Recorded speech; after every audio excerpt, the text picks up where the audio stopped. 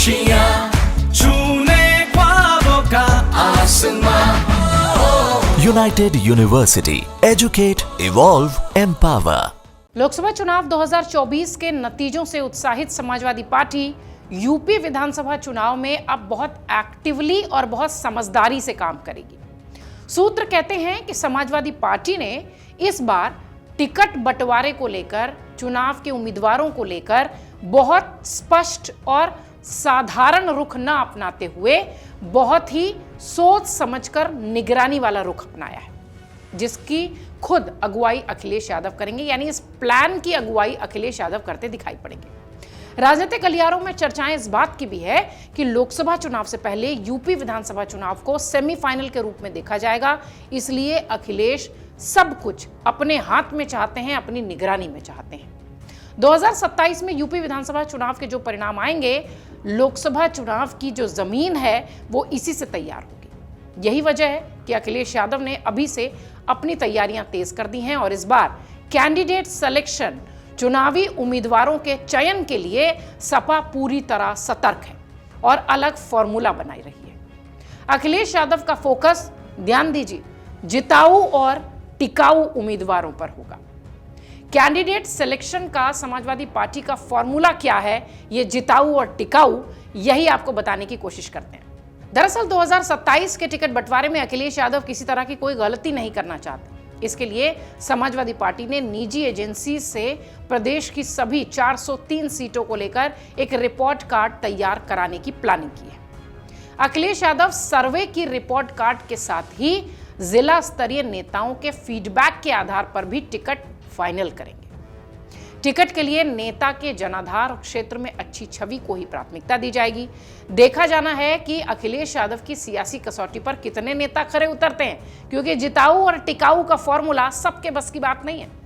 Samajwadi party प्रमुख अखिलेश यादव ने उत्तर प्रदेश की सभी 403 सीटों को लेकर जो रिपोर्ट कार्ड तैयार किया है, उसके आधार पर फीडबैक लेने का काम शुरू कर दिया गया है और इसके लिए नेताओं को जिम्मेदारी दे दी गई है। अखिलेश यादव इन दिनों जिला स्तर के नेताओं के साथ लगातार बैठकें कर रहे हैं। रिपोर्ट कार्ड के आधार पर स्थानीय नेताओं से फीडबैक लिया जा रहा है। जिला अध्यक्ष से लेकर विधानसभा अध्यक्ष तक सभी को विधानसभा सीट पर पार्टी की स्थिति, टिकट दिए जाने वाले उम्मीदवारों की फुल प्रूफ जानकारी और पार्टी की कमजोरी और मजबूती की वजह पूछी जा रही है, कारण पूछे जा रहे हैं। सर्वे रिपोर्ट और स्थानीय नेताओं के फीडबैक के आधार पर टिकट को अंतिम रूप भी दिया जाएगा। भले ही मजबूत दावेदारी हो, पर फीडबैक खराब हुआ तो टिकट नहीं मिलेगा। 2027 का विधानसभा चुनाव अखिलेश यादव के लिए सियासी तौर पर काफी अहम है, इसलिए वो गलती नहीं करना चाहते। लोकसभा चुनाव में शानदार सफलता हासिल करने वाली सपा पिछले विधानसभा चुनाव में गलत टिकट वितरण की वजह से ही सत्ता से दूर रह गई, ऐसा राजनीतिक विश्लेषकों ने कहा। इसलिए 2027 के लिए फीडबैक और एजेंसी के सर्वे रिपोर्ट का आपस में मिलान होगा और अखिलेश तय करेंगे कि वो टिकाऊ और जिताऊ उम्मीदवार कौन है। वैसे अगर आप देखिए तो पिछले कुछ समय से लगातार अखिलेश यादव इस बात पर पुख्ता तौर पर इसे तय कर चुके हैं कि इस बार यही फॉर्मूला काम आएगा। आपको ध्यान होगा, अमर उजाला के संवाद कार्यक्रम में जब लखनऊ में अखिलेश यादव पहुंचे थे और उनसे गठबंधन के संदर्भ में पूछा गया तो उन्होंने कहा कि यह जीत का गठबंधन होगा, किसी सीट का नहीं। जीत के गठबंधन के दूसरे मायने ये भी हो सकते हैं कि वो अपने हाथ में ली हुई कमान में सीटों को बंटवारा उसी हिसाब से करेंगे जहां पर की जीत की उम्मीद होगी। शायद इसलिए टिकाऊ और जिताऊ कैंडिडेट्स की बात अब अखिलेश यादव करते हुए दिखाई पड़ रहे हैं, जिसका संकेत उन्होंने संवाद के मंच पर ही दे दिया था।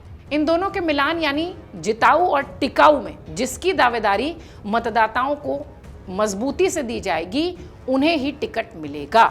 जितनी सीटों पर इस तरह का काम पूरा हो चुका है, उन सीटों पर उम्मीदवारों को धीरे धीरे क्षेत्र में जाने की तैयारी भी करने के लिए हरी झंडी दे दी गई है। सपा के सूत्र ये भी कहते हैं कि जिन नेताओं को हरी झंडी दी जा रही है, उनको सख्त हिदायत दी जा रही है कि कोई भी काम, कोई भी बयान ऐसा ना करें जिससे उनकी और पार्टी की स्थिति खराब हो। इसी संवाद का जिक्र जैसा हमने किया, संवाद के मंच पर ही अखिलेश यादव ने यह भी कहा था अपने ही नेता भाटी के बयान पर, जब उन्होंने ब्राह्मणों को लेकर कुछ अपशब्द कहे थे तो उन्होंने कहा था कि इस तरीके का कोई बयान न सोशल पर बोलिए, न ही सार्वजनिक तौर पर कहीं बोलिए, इस तरीके की बातें ठीक नहीं है। अखिलेश ने स्पष्ट अपने कार्यकर्ताओं को, अपने नेताओं को संवाद के मंच से ही ये मैसेज दिया था। अब शायद इसी तरीके की बात वो इस वक्त जो क्षेत्र में जा रहे हैं तैयारी के लिए, उन नेताओं को भी स्पष्ट शब्दों में कह रहे हैं कि आपको ऐसा कुछ भी नहीं करना है जिससे कि स्थिति खराब हो। समाजवादी पार्टी इस बार ऐसे उम्मीदवारों को शॉर्टलिस्ट करना चाहती है जिनकी स्थानीय स्तर पर छवि सही हो, जिनके लिए जनता में कोई आक्रोश न हो। पार्टी के भीतर कई सीटों पर कई मजबूत दावेदार हैं। ऐसे में सर्वे का हवाला देकर टिकट देने से आपसी कलह और बगावत की गुंजाइश भी कम हो जाती है, क्योंकि फैसला डेटा और फीडबैक के आधार पर होगा।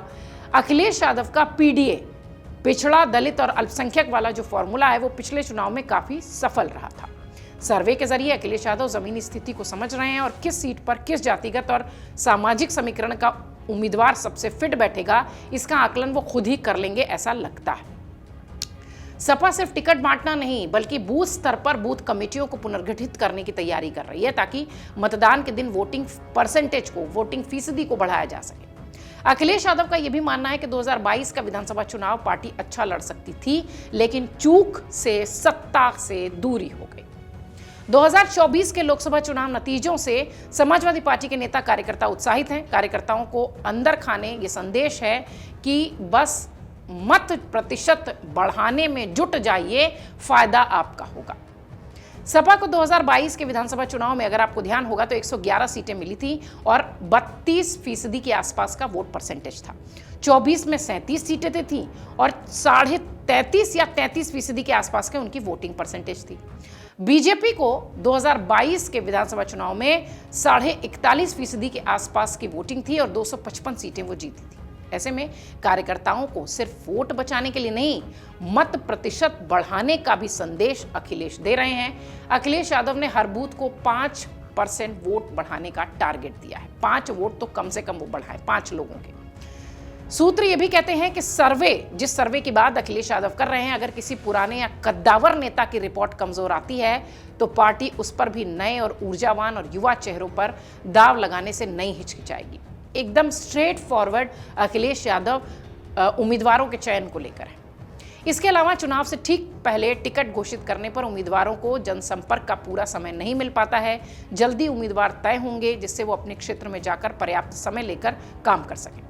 सपा नेतृत्व इस बात को समझ रही है, या यूं कहें कि अखिलेश यादव इस बात को समझ रहे हैं कि 2027 की लड़ाई बेहद कड़ी होने वाली है। बीजेपी की सांगठनिक ताकत, यानी उनकी जो संगठन की मजबूती है, उसका मुकाबला सिर्फ सत्ता विरोधी लहर के भरोसे नहीं हो पाएगा। जिताऊ उम्मीदवार ही सबसे बड़ा फैक्टर होगा। ऐसे में सपा की रणनीति जिताऊ के साथ टिकाऊ उम्मीदवार की तलाश की है। सर्वे की ये प्रक्रिया टिकट के आकांक्षी नेताओं को भी क्षेत्र में एक्टिव रहने के लिए मजबूर करेगी और ये फायदा सीधे अखिलेश यादव ले पाएंगे। तो अखिलेश यादव ने स्पष्ट शब्दों में कह दिया है कि समाजवादी पार्टी से टिकट चाहिए तो जिताऊ और टिकाऊ होने का पूरा भरोसा दिलाइए, सर्वे में खुद को प्रूफ करिए और तब टिकट ले जाइए।